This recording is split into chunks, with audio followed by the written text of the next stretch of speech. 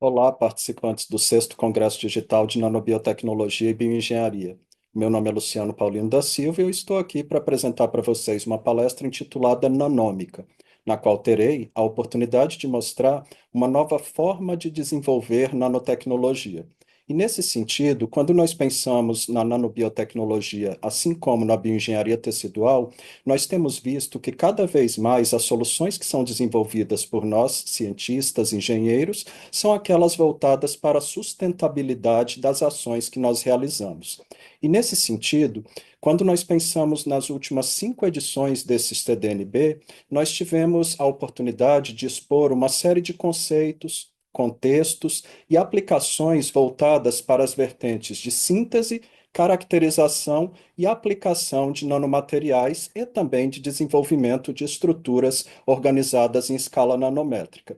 E nesse sentido, tive a oportunidade no ano de 2020 de trazer para vocês o conceito de nanobiofabricação, enquanto sendo aquela possibilidade de realizar o uso de nanomateriais, assim como de nanosistemas, como blocos de construção e também como princípios ativos em processos de fabricação digital.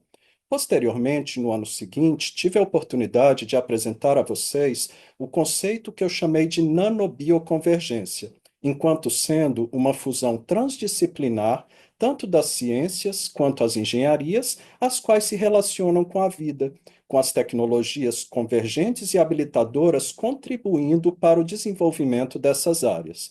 Posteriormente, no ano seguinte, em 2022, tive a oportunidade de apresentar um conceito que defini como nanotecnologia das coisas, sendo este relacionado a objetos, insumos ou materiais mesmo cotidianos que embarcam algum tipo de nanotecnologia. Mas isto só tem valor se essa nanotecnologia entregar algo que seja esperado por aquelas pessoas que usufruirão desta tecnologia, as chamadas personas. Posteriormente, no ano de 2023, tive a oportunidade de falar sobre a nanobiotecnologia e bioengenharia com o IA bastante grande destas duas. Nesse sentido, eu apresentei mais na realidade uma série de contextos, os quais levam de encontro ao fato de que hoje a questão não é mais se, mas sim como a inteligência artificial afeta os nossos projetos de nano e de bio e de como ela pode ser usada em prol de desenvolvermos novas soluções. No ano passado, diferente dos anos anteriores, nos quais trouxe conceitos e também contextos, eu trouxe uma série de aplicações de nanomateriais, de processos bioengenheirados, nos quais desenvolve-se a área denominada de nanoagricultura em ambiente controlado e também de tecnologias disruptivas para a fabricação de alimentos que acabam servindo e podendo ser utilizados por muitos de nós. Nesse sentido, quando eu fiquei pensando sobre o que trazer para esta sexta edição, eu pensei sobre uma série de possibilidades a abordar, mas aquela que me veio mais à mente naquele momento foi a de trazer um pouco para vocês a respeito dos paradigmas da nanotecnologia. E por quê? Nesses poucos mais de 25 anos de inovações disruptivas desenvolvidas na área de nanotecnologia, nós temos observado que essa área tem rompido uma série de fronteiras disciplinares, fazendo com que protocolos, metodologias, processos sejam compartilhados por áreas do conhecimento que antes não lidariam com aquilo de maneira tão assíncrona, com todos eles desempenhando determinadas ações.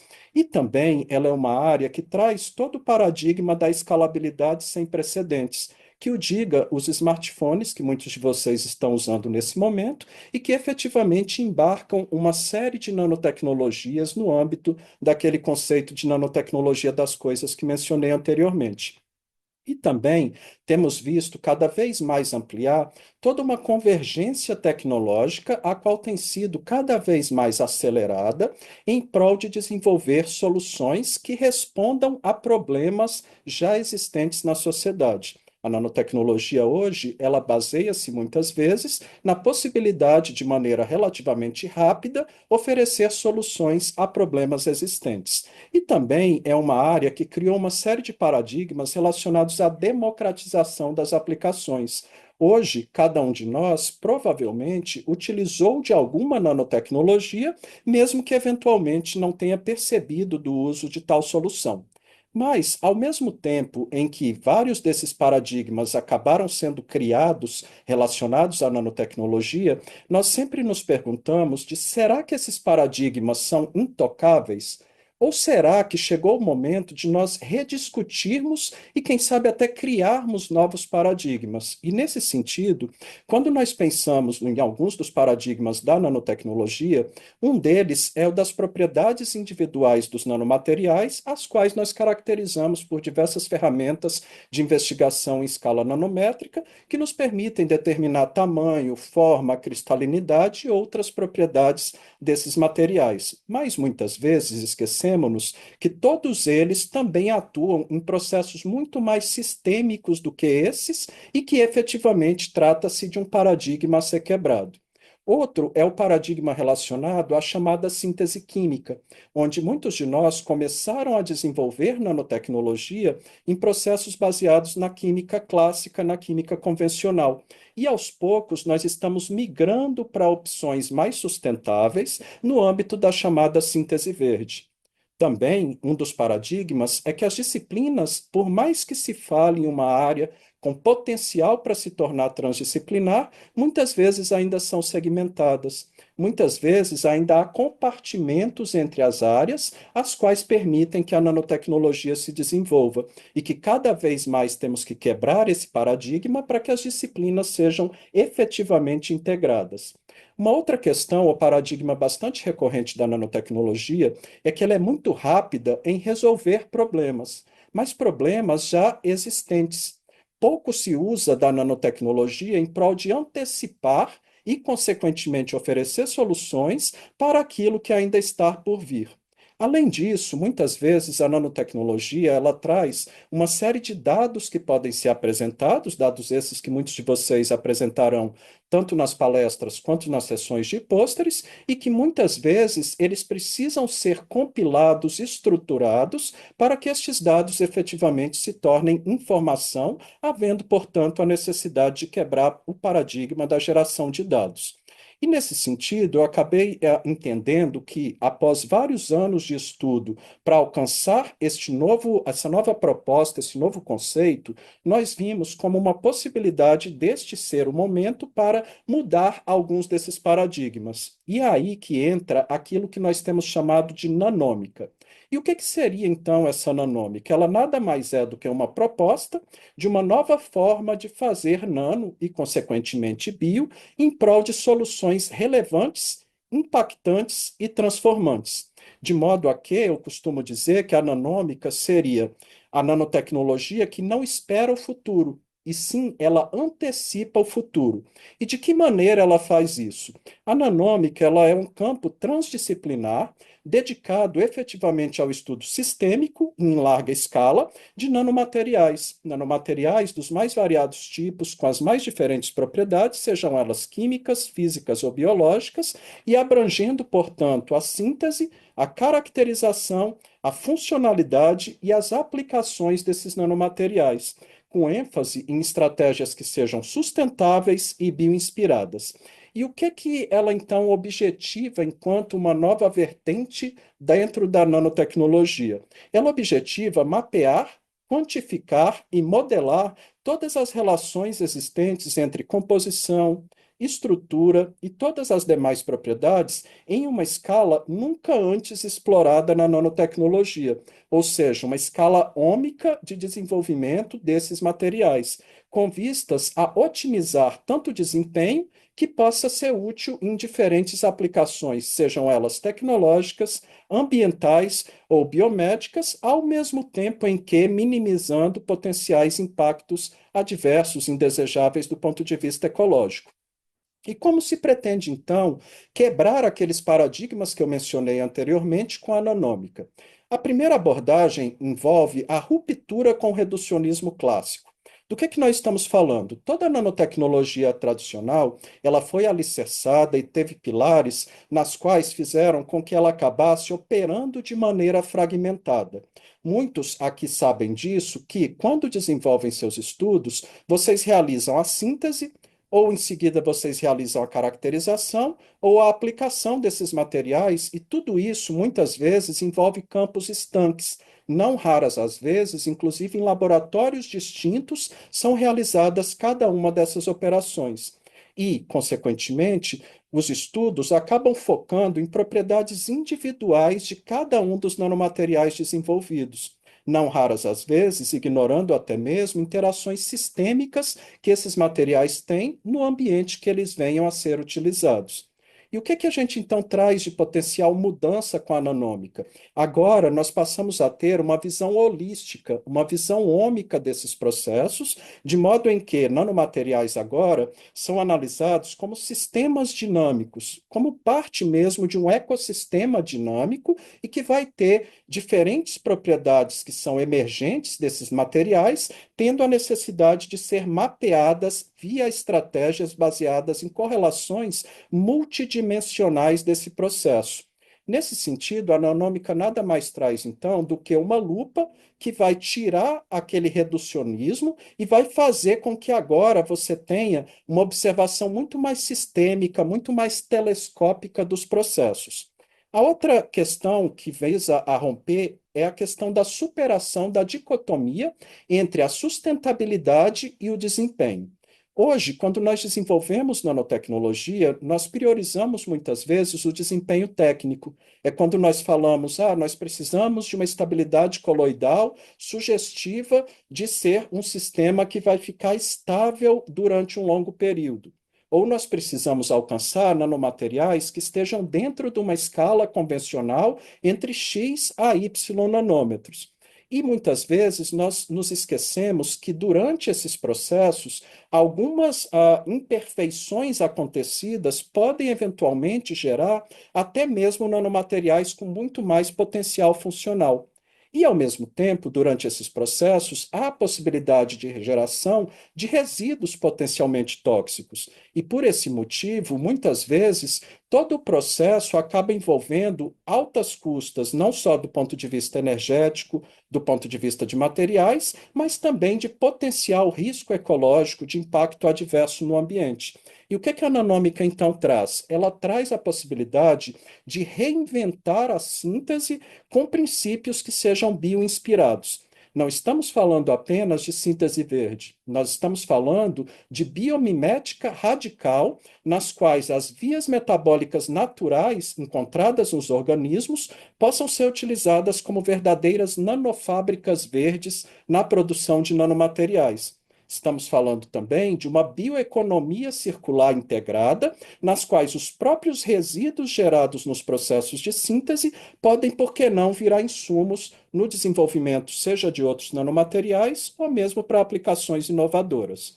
Nesse sentido, as sínteses verdes nanômicas, elas não apenas reduzem o resíduo gerado, mas ainda mantêm a eficiência ou então até mesmo oferece eficiência aumentada. Outra questão de paradigma que pretendemos quebrar com a nanômica é da integração de escalas, indo do nano ao macro. Qual que o paradigma vigente traz como principal desafio? Hoje, nós não temos modelos que, de maneira eficiente, conectem as diferentes escalas.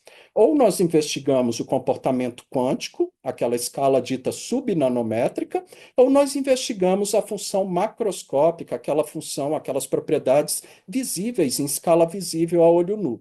E o que a nanômica traz de mudança? Ela cria e apresenta estratégias novas de abordagens preditivas multiscala via a utilização de bancos de dados ômicos, de informações que podem ser, então, estruturadas em larga escala, com propriedades não de 1 ou 2 ou 10 nanomateriais, mas de milhares de nanomateriais que venham a ser desenvolvidos, de modo a, com isso, obter modelos que podem permitir a previsão de propriedades de nanomateriais a partir de dados, de modo em que o uso de simulações associado à inteligência artificial permite nos prever como será o desenvolvimento do processo antes da síntese ocorrer.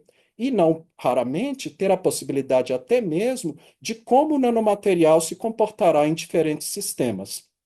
Um outro paradigma, uma outra questão que nós pretendemos, então, quebrar com a nanômica é a questão da transdisciplinariedade, a qual hoje ela não é utilizada como modo de operação padrão dentro da nanotecnologia, infelizmente, por mais que muitos de nós falemos que sim, e, nesse sentido, nós efetivamente temos as disciplinas atuando em compartimentos muitas vezes tão segmentados que é difícil integrar.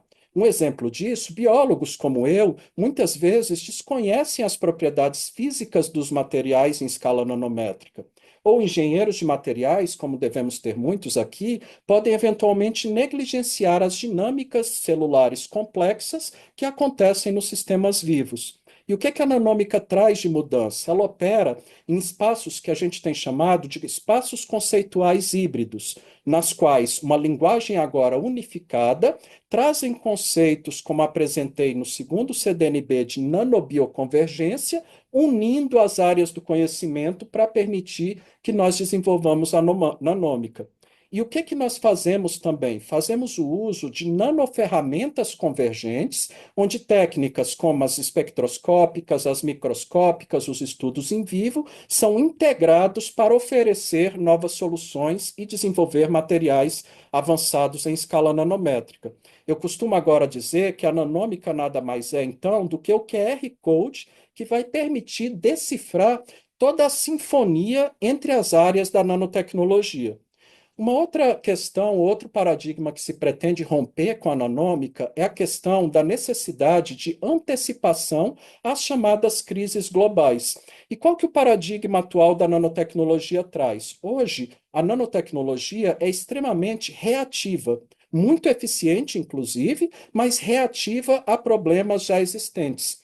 Estamos falando de vacinas que são desenvolvidas após as pandemias já estarem instaladas, de nanomateriais que remediam poluição, contaminante, um poluente já existente, e a nanômica traz a proposta de assumir um papel muito mais proativo e regenerativo.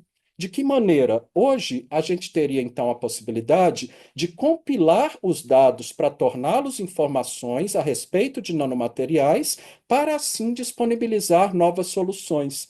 De modo a que teríamos, então, delineamento de nanomateriais multifuncionais, baseados nas informações já obtidas e que seriam, então, facilmente customizáveis para necessidades que venhamos a ter de novos problemas.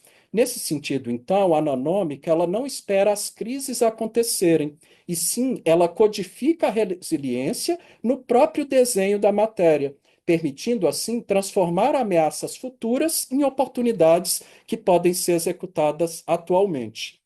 Mas parece bonito quando se conta ou se fala dessa maneira, mas não é simples, do dia para a noite, quebrar o paradigma atual da nanotecnologia e falar, a partir de amanhã desenvolveremos nanômica. Por quê?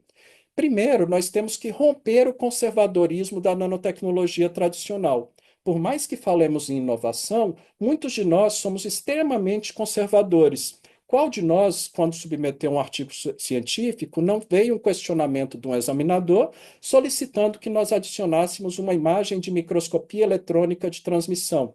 E muitas vezes, no próprio artigo, já aconteceu conosco, havia uma imagem de microscopia de força atômica. Por que somos conservadores a ponto de que apenas uma técnica é visualizada como padrão ouro para determinada caracterização? Será que conseguimos romper esse conservadorismo em prol de observar agora de uma maneira muito mais ômica, muito mais sistêmica? Outra questão é como é que nós vamos integrar esses dados ômicos. Hoje já é difícil obter os dados em condições semelhantes e como agora integrar esses dados obtidos em múltiplas escalas, muitas vezes com variadas técnicas. A outra é a questão de como nós vamos validar uma sustentabilidade real da chamada nanômica, sem que antes nós coloquemos à prova a própria nanômica. Uma coisa é ela ser desenvolvida em um grupo de pesquisa, a outra é ela se tornar uma abordagem sistêmica a ser realizada por todos nós nanotecnologistas. A outra questão é a de superar lacunas da nanossegurança dita proativa. Com a nanômica, nós temos que ter um processo de testes e validação em organismos-alvo e não-alvo que aconteça imediatamente ao desenvolvimento do novo material. Uma outra questão são desafios novamente relacionados à multiescala, que é como nós vamos dominar essa complexidade de quando você lida em múltiplas escalas, quando você lida em múltiplas quantidades de dados sendo explorados. E, por fim, e talvez o principal deles, é o desafio de como nós vamos formar recursos humanos que sejam verdadeiramente transdisciplinares. Nós podemos até falar que os cursos integram química, física, biologia, mas no mundo real acaba que cada uma dessas vertentes estão em seus determinados compartimentos. E é nesse sentido que nós trazemos e temos desenvolvido a nanômica no nosso laboratório de nanobiotecnologia, executando já há pelo menos 15 anos um modo de operação que é de pensar macro, planejar micro e realizar nano. E dentro desse ambiente, que hoje conta com uma infraestrutura que nos permite realizar a síntese, a caracterização e os ensaios de atividade biológica, nós temos 6 principais linhas de pesquisa. Na primeira delas, nós investigamos produtos e coprodutos, tanto agropecuários, agroindustriais e também florestais, para compreendermos como as estruturas biológicas são organizadas em nanoescala. Tudo isso com vistas ao desenvolvimento de micro e de nanosistemas sustentáveis, onde nós tivemos ali então a oportunidade de ter o início do processo de amadurecimento da chamada nanômica, aqui agora apresentada. Na segunda linha de pesquisa é quando nós desenvolvemos os micro e nanosistemas dos mais variados tipos, sejam eles lipossomais, lipídicos, metálicos ou poliméricos, por meio de rotas de síntese verde, onde há mais de 15 anos nós iniciamos ações que visavam diminuir a quantidade de uso de solventes e reagentes potencialmente nocivos em prol de desenvolver a chamada nanotecnologia verde, numa época em nosso país e no mundo onde era quase uma heresia falar em nanotecnologia verde. Tudo isso com vistas à entrega e à liberação sustentada, tanto de princípios bioativos, quanto também à imobilização de moléculas. Além disso, na nossa terceira linha de pesquisa, nós precisamos agora encontrar meios de aplicar os nanomateriais, nanosistemas desenvolvidos na linha anterior. É quando nós desenvolvemos superfícies e nanoestruturas funcionais incorporadas com nanotecnologia, no âmbito da nanotecnologia das coisas, e preparando para a vindoura nanômica, em prol de que eles sejam aplicáveis a embalagens ativas, películas comestíveis, ao desenvolvimento de nanoalimentos, de nanocosméticos e também sistemas de remediação, nanobiosensores, nanocatalisadores, estratégias em nanoforense, fertilizantes e, mais recentemente, abordagens em agricultura espacial. Na quarta linha de pesquisa, depois de desenvolver aqueles sistemas mostrados na linha de pesquisa 2 e também empregados na linha de pesquisa 3, nós precisamos atestar a segurança desses nanosistemas, do ponto de vista de realizar ensaios de nanotoxicidade e de nanoecotoxicidade, tanto in vitro quanto in vivo, em bactérias, leveduras, algas, células de mamíferos, plantas, microcrustáceos, minhocas e nematóides. O objetivo é avaliar em organismos-alvo, como também em organismos não-alvo das nanotecnologias que desenvolvemos. Na quinta linha de pesquisa, eu costumo chamar que a cereja do bolo das linhas de pesquisa desenvolvidas no L-Nano é onde nós realizamos fabricação digital, tanto empregando manufatura aditiva, subtrativa quanto transformativa, é onde fazemos bioengenharia reversa em prol de desenvolver e biofabricar e bioimprimir arcabouços biológicos empregando tanto biomateriais quanto também nanomateriais, naquele conceito de nanobiofabricação que eu trouxe a vocês em edições anteriores do CDNB. Nessa linha, também realizamos impressão tridimensional de alimentos, realizamos processos de eletrofiação e desenvolvemos utensílios de laboratório.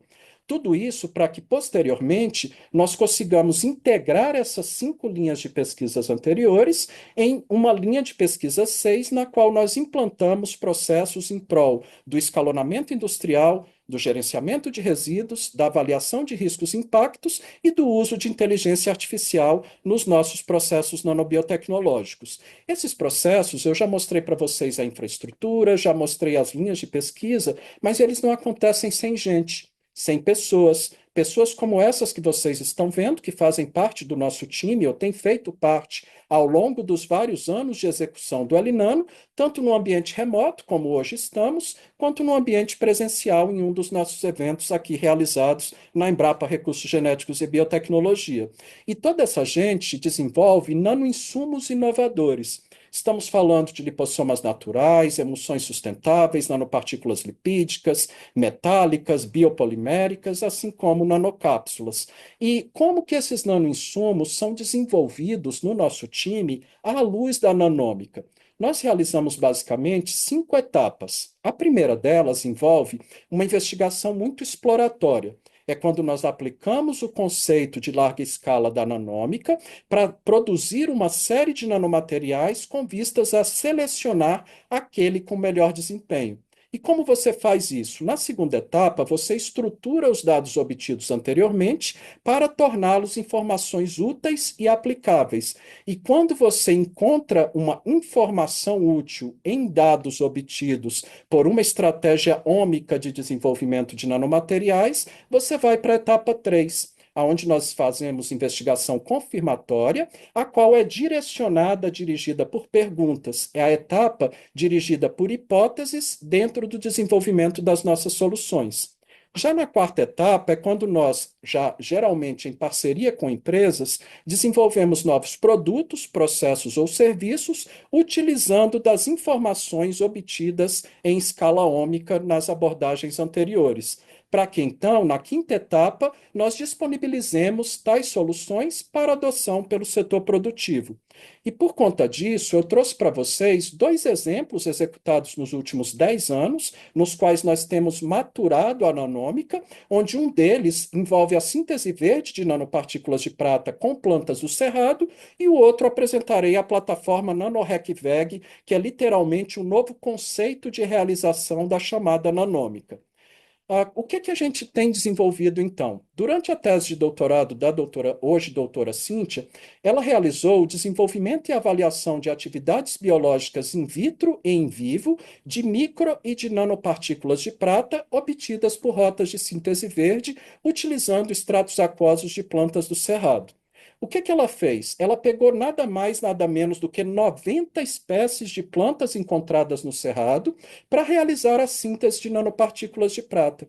Essa foi a primeira vez no planeta onde foi realizado um estudo em larga escala de todo o potencial de um bioma, como é o cerrado, para a síntese de nanomateriais, como, por exemplo, nanopartículas de prata. Isso mostrou, lá no ano de 2014, quando a nanômica estava ainda no seu estágio embrionário, o primeiro passo para que hoje nós tenhamos esse conceito já consolidado no nosso time e agora sendo apresentado para todo mundo. Nesse contexto, a ômica realizada ali, ela envolvia então a síntese, a caracterização e as atividades em uma escala nunca antes vista para a produção de nanopartículas de prata. Talvez nem a própria Cíntia sabia o quanto poderia parecer quase impossível aquilo que foi conduzido no doutorado dela. E por que que a gente diz isso? Esse número de 90 espécies produzindo partículas de prata no ano de 2014 ampliava de modo tão expressivo o número de espécies de plantas já testadas para essa finalidade até aquela época, que ele praticamente, em um único estudo, dobrava o número de espécies já investigadas. E, muito diferentemente dos outros estudos envolvendo síntese verde de nanopartículas de prata, onde cada pessoa acaba escolhendo um protocolo, a Cintia aplicou um protocolo unificado e comparável para todas as 90 reações de síntese diferentes, as quais ela realizou. Isso a permitiu obter, por uma abordagem exploratória, primeiramente dados, e depois, por abordagem confirmatória, responder uma série de hipóteses que vocês verão a seguir. Claro que quando você desenvolve algo assim, você gera uma série de alcances, como a publicação de artigos, esse nem era o principal objetivo nesse desenvolvimento. Depósito de patentes, recém-depositada com as 90 espécies e mais algumas espécies de frutas que também foram incluídas a partir de um outro estudo desenvolvido no nosso time. E também o que nós queríamos efetivamente como alcance era obter muitos dados. dados bonitos, como vocês veem aí do lado esquerdo de vocês, onde na inspeção visual, cada um dos 90 becquerels com as reações de síntese das nanopartículas de prata. Ou figuras bastante elegantes, como as curvas de formação ali embaixo, onde ao invés da curva de formação espectrofotométrica de uma única partícula para obter todas as respostas de ressonância plasmônica de superfície delas, são mostradas ali curvas em gráficos de matriz colorida das 90 sínteses que foram realizadas, assim como a máxima de absorção delas. Ou os diâmetros hidrodinâmicos, que agora nos permitem ver quantos por cento estariam entre 1 e 100 nanômetros as partículas, ou entre 100 e 500, ou acima de 500 e abaixo de 1.000, ou índice de polidispersividade sugestivo de uniformidade ou sugestivo de partículas polidispersas, ou ainda da estabilidade coloidal, indo desde incipiente até uma boa a alta estabilidade coloidal. E também a realização de ensaios de atividade biológica para determinação da concentração inibitória mínima de dois organismos modelo, a Escherichia coli enquanto bactéria gram-negativa e o Staphylococcus aureus enquanto bactéria gram-positiva. Mas o que você faz, então, com esses dados que a Cíntia coletou? Uma das formas que nós encontramos na época, lembrem-se, lá em 2014, era de estruturar esses dados para se torná-los informações por meio de filtros, onde a partir das 80 espécies nativas e 10 espécies introduzidas no Cerrado, totalizando as 90 espécies, ela foi filtrando com a taxa de formação das partículas maior do que 5%, ainda haviam 70 plantas, um número bastante alto. Com o diâmetro estando na escala nanométrica que nós consideramos, de 10 a 100 nanômetros, ainda eram muitas, 48 plantas. Com relação à polidispersividade baixa, indicativa de monodispersão, ainda eram 19 plantas testadas que levavam a partículas de prata com essas características. Quanto à estabilidade coloidal, que fosse indicativa de boa, moderada estabilidade, ainda eram 14 plantas. Quanto às taxas de formação, ou seja, aquelas que mais convertem íons prata em nanopartículas de prata, haviam duas plantas que estavam dentro do nosso critério já com uma estringência máxima que nós utilizamos. Mas aí nós entramos num outro critério, um critério muito mais observacional, de qual delas tinha menor variabilidade sazonal. Aí nós chegamos em uma planta, que foi o pequi, e a partir dele foi então conduzido uma série de estudos confirmatórios, onde todo esse fluxo de trabalho fez parte da abordagem confirmatória da tese da doutora Cíntia, na qual ela avaliou, por exemplo, se a concentração de extrato e a temperatura influenciavam na síntese de nanopartículas de prata utilizando extrato aquoso de pequi, realizando desde a inspeção visual em diferentes concentrações e temperaturas, quanto também estudos espectroscópicos para determinar as taxas de formação nas diferentes concentrações de extratos que ela investigou. Ela investigou ainda se a concentração de extrato influencia nas propriedades, e ela observou que, por mais que não alterasse tanto o índice de polidispersividade ou potencial zeta, influenciava demais no diâmetro hidrodinâmico quando você considera a concentração de extrato sendo empregada. Outra pergunta que ela se fez foi: será que o espécime e local de coleta, se foi coletado aqui em Brasília, em Goiás, se foi no norte, influencia nas propriedades? Então, ela pegou plantas de 5 localidades distintas e comparou essas plantas em função dos perfis fitoquímicos potencialmente serem diferentes e que poderiam eventualmente estar influenciando nas propriedades das partículas formadas. Uma outra questão que ela se fez, quando ela observou algumas variações em diferentes plantas, foi avaliar se folhas que estavam numa dada orientação na árvore, uma orientação norte, sul, leste, oeste, poderiam gerar partículas diferentes. Pode parecer óbvio, alguns de nós dizer, claro que não vai ter diferença, mas era necessário investigar. E ela observou que não haviam alterações, por exemplo, de diâmetro hidrodinâmico, potencial zeta, ou mesmo de propriedades de condutividade elétrica, em função de qual a região da planta era coletada. Em seguida, ela avaliou lotes variados. Quem dentre nós realiza a produção de 10 diferentes lotes de síntese de nanopartículas de prata para averiguar se há repetibilidade e reprodutibilidade desses ensaios? Ela conduziu para mostrar que o diâmetro hidrodinâmico era praticamente inalterado em número quando você avaliava esses 10 lotes.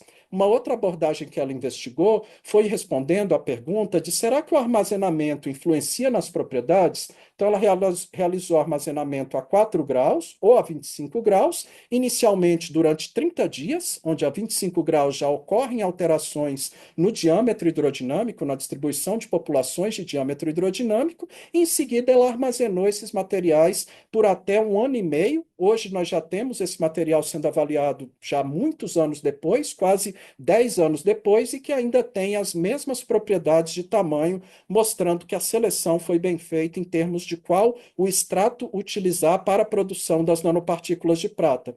Em seguida, muitos ensaios que poderiam vir posteriormente precisariam de concentração mais alta de nanopartículas de prata. O que ela precisou fazer? Será que a liofilização, o processo de secagem, seguido da reconstituição, influenciaria nas propriedades das nanopartículas? E ela viu que os diâmetros hidrodinâmicos permaneciam semelhantes. Aí, como ela queria realizar posteriormente uma série de testes e aplicações, ela realizou aumentos de escala de produção e avaliou se elas influenciariam nas propriedades. Nas propriedades ópticas havia algumas influências, mas nas propriedades de tamanho havia pequena variação de diâmetro hidrodinâmico médio sendo medido pelas curvas de distribuição em número ali mostradas. Nesse sentido, e como ela estava aumentando a escala, uma preocupação que veio foi a de como realizar a remoção dessas partículas, particularmente em eventuais casos de impacto ambiental que elas poderiam ter. Foi aí que ela avaliou como o uso de peróxido de hidrogênio, e também utilizou hipoclorito, poderiam permitir a dissolução dessas partículas em função de quanto tempo seria necessário em cada concentração de hipoclorito ou de peróxido de hidrogênio sendo empregadas. Mas ela tinha outras perguntas ainda mais ousadas, como, por exemplo, quais os compostos estão envolvidos com a formação.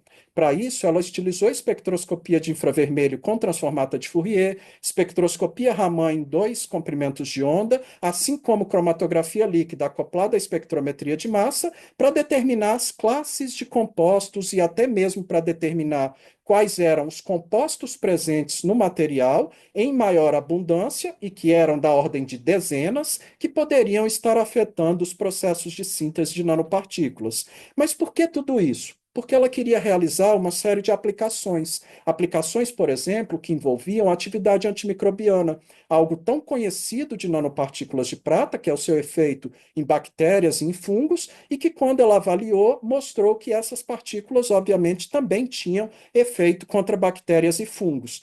E ela tinha que investigar se não teria toxicidade às células de mamíferos. E ela mostrou que havia uma baixa atividade hemolítica in vitro, da ordem de menos de 1,5% quando você testava em sistema in vitro. Posteriormente, ela realizou uma série de ensaios in vivo, nos quais o modelo murino, o modelo de camundongos, foi escolhido e que mostrou inalteração em aspectos como o hemograma, o hematócrito e também no leucograma de animais agudamente aplicados de maneira endovenosa com o sistema nanoparticulado obtido a partir de extrato aquoso das folhas do pequi, produzindo nanopartículas de prata. E também ela investigou se será que seria seguro para aplicações em vivo, utilizando o mesmo modelo murino, ela testou em marcadores bioquímicos diversos e mostrou que não havia alteração entre aqueles que tinham sido tratados com as nanopartículas e aqueles grupos controle. E avaliou, por fim, a histopatologia aguda desse tratamento para avaliar órgãos como fígado, baço, pulmões e rins, e observou que não haviam alterações morfológicas expressivas naqueles órgãos que foram avaliados. Nesse sentido, e dentro de uma perspectiva ômica, ela demonstrou pela primeira vez que era possível realizar uma ampla abordagem exploratória, dita ômica, e depois, efetivamente, empregar estratégias confirmatórias para entregar soluções com proposta de valor. E, nesse sentido, para que isso pudesse ser realizado mais frequentemente, era necessário que nós aumentássemos a precisão dos processos. E, nesse sentido, após aquela tese ali defendida e aprovada, nós começamos a desenvolver uma série de outros estudos, teses, dissertações, trabalhos de iniciação científica e estágios, para gerar continuamente uma série de novos dados. E esses novos dados, eles agora, que estavam sendo coletados da ordem de centenas de informações de sínteses obtidas, precisavam ser racionalmente organizados. E para isso, nós escolhemos no primeiro momento a modelagem matemática desses dados que vinham sendo obtidos em escala ômica. E para isso, nós desenvolvemos, em parceria com uma empresa, um simulador para predição da formação e também da atividade de nanopartículas de prata que venham a ser produzidas utilizando extratos aquosos de plantas. Muita gente não gosta, não, mas eu chamo ele de um apelido carinhoso de nanoprofeta. O que que esse simulador faz? Ele faz o que vocês estão vendo aí na tela. Ele pega informações que já estão compiladas em um banco de dados, utiliza-se de aprendizado de máquina profundo para conseguir informar se um novo material tem ou não potencial de sintetizar partículas de prata. Como resultados ali dessa predição de nanoformação, a gente tem nesse exemplo da esquerda extratos de plântulas de acessos de Calpi, cujo preditor, o simulador, disse que sim, formaria nanopartículas de prata, e nós vemos que, de fato, 95,8% dos acessos utilizados, de diferentes variedades, diferentes isolados, tinham atividade de formar partículas de prata. Já no caso da direita, é um caso com arroz, onde nós precisamos investigar os acessos para verificar se de fato o preditor funcionou ou não. Ele tinha dito que não formaria partículas de prata, e de fato, 45 acessos investigados, apenas um formava partícula de prata. E aí entra aquela precisão que mencionei anteriormente. Esse um mostrado ali pela seta em vermelha seria um acesso de um material, no caso arroz, que seria negligenciado, mas ele forma partículas de prata. E esse, então, como resultado principal do desenvolvimento desse preditor, desse simulador, foi de que a quantidade de dados ainda era muito limitada para que ele possa ser utilizado, eles possam ser utilizados para comparações múltiplas e seleções. Foi quando nós observamos que nós tínhamos baixa representatividade dos dados, considerando toda a diversidade biológica que nós temos. Foi a partir daí que nós começamos agora a observar uma nova perspectiva da nanômica. É a perspectiva do uso dos chamados bancos ativos de germoplasma, que são verdadeiras arcas de Noé da diversidade genética que é conservada pela humanidade e que aqui na Embrapa nós temos diversos bancos ativos de germoplasma. E o que que nós então desenvolvemos? Nós desenvolvemos uma nova plataforma para realizar nanômica, a qual é a plataforma para o uso de recursos genéticos vegetais de bancos ativos de germoplasma com vistas à produção de nanomateriais sustentáveis. O apelido carinhoso que nós damos é NanoRecVeg. Essa plataforma ela é inédita no mundo e é considerada, ou podemos considerar, a primeira plataforma de nanômica já desenvolvida.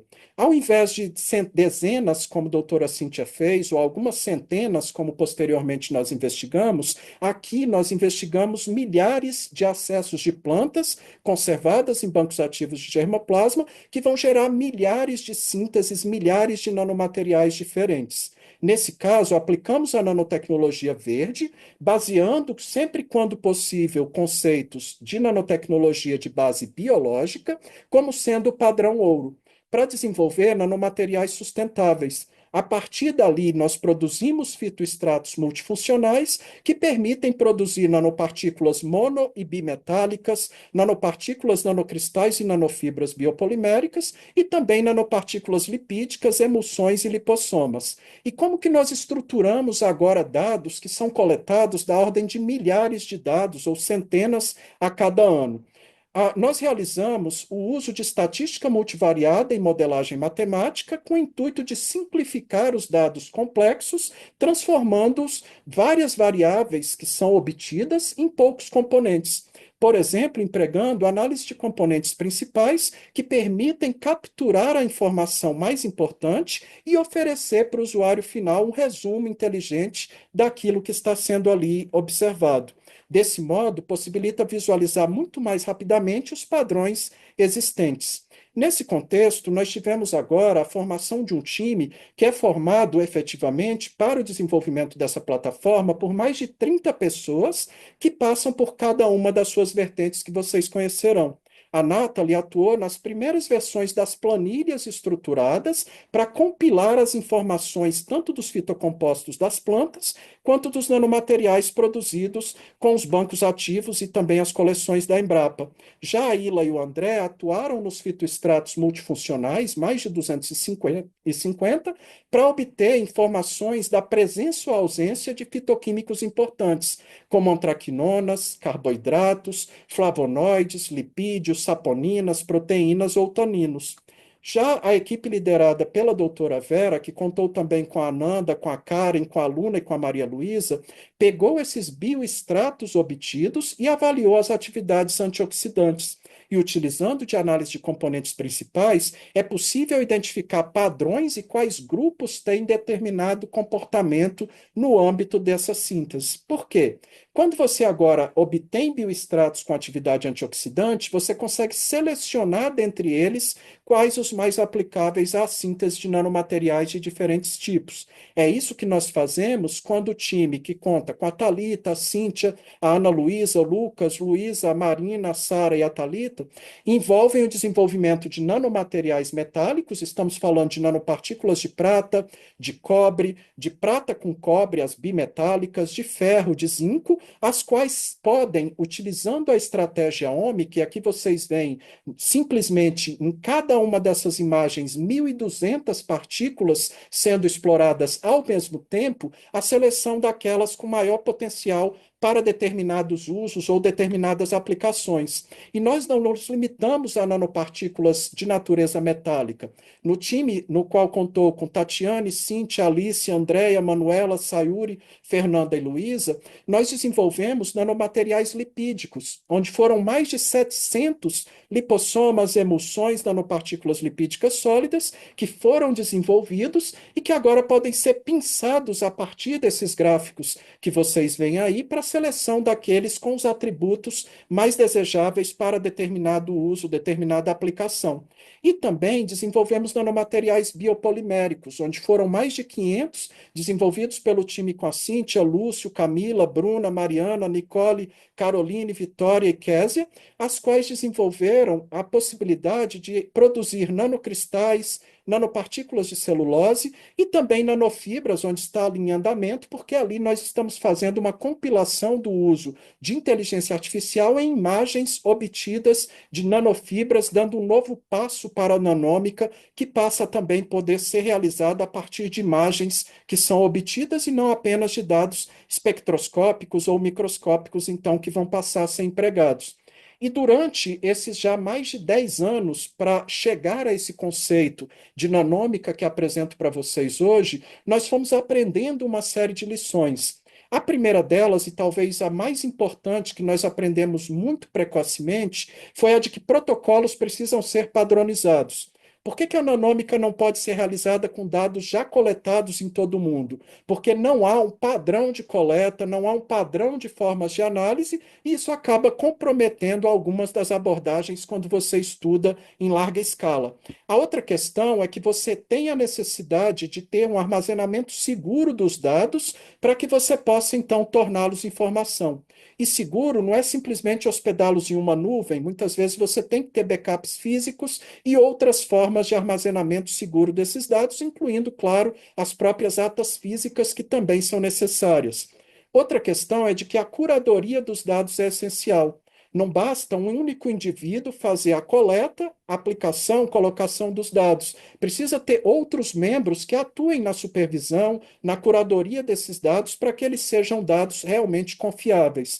Outra questão é que você tem que tentar a automação nos processos sempre que possível. É claro que muitas vezes ocorrem ações humanas, mas principalmente os processos que envolvem o uso dos dados, eles precisam de alguma maneira ser obtidos de maneira automatizada. Além disso, nós mostramos a importância da inteligência artificial, sobretudo na etapa de seleção, algo que mostrarei para vocês na próxima edição do CDNB. Outra questão é a integração ecoevolutiva sendo essencial. Não basta só pegar uma nova planta, você precisa ver o contexto no qual essa planta está. Outra questão é que você não deve, em hipótese nenhuma, negligenciar qualquer variável. todas as variáveis, quando se considera uma escala ômica, devem ser consideradas como importantes para o processo, e assim você evita impactos negativos, sobretudo na construção do banco de dados. E, por fim, nós mostramos que as abordagens confirmatórias, sejam in vitro ou in vivo, são não apenas necessárias, mas fundamentais para que estudos em escala ômica façam sentido. Como conclusão que eu trago desta fala é a de que a nanômica não é apenas uma proposta de uma nova especialidade em nano. Ela é, na verdade, um paradigma que, se adotado, pode ser a nova base para a nanobiotecnologia com responsabilidade e sustentabilidade do futuro que todos nós queremos. Eu agradeço às agências de fomento e às instituições nas quais nós desenvolvemos essas pesquisas e, sobretudo, eu agradeço a cada um dos membros do nosso time do Elinano, em escala de cinza, pessoas que passaram pelo nosso time e hoje estão em várias outras instituições, em escala de cores, aqueles que são os membros atuais do nosso time Elinano. Momento qual eu agradeço pela atenção de todos e me coloco à disposição para esclarecer dúvidas, seja daqui a pouco no bate-papo, seja por meio do e-mail aí mostrado ou do QR Code que leva para a nossa página do nosso Elinano. Muito obrigado.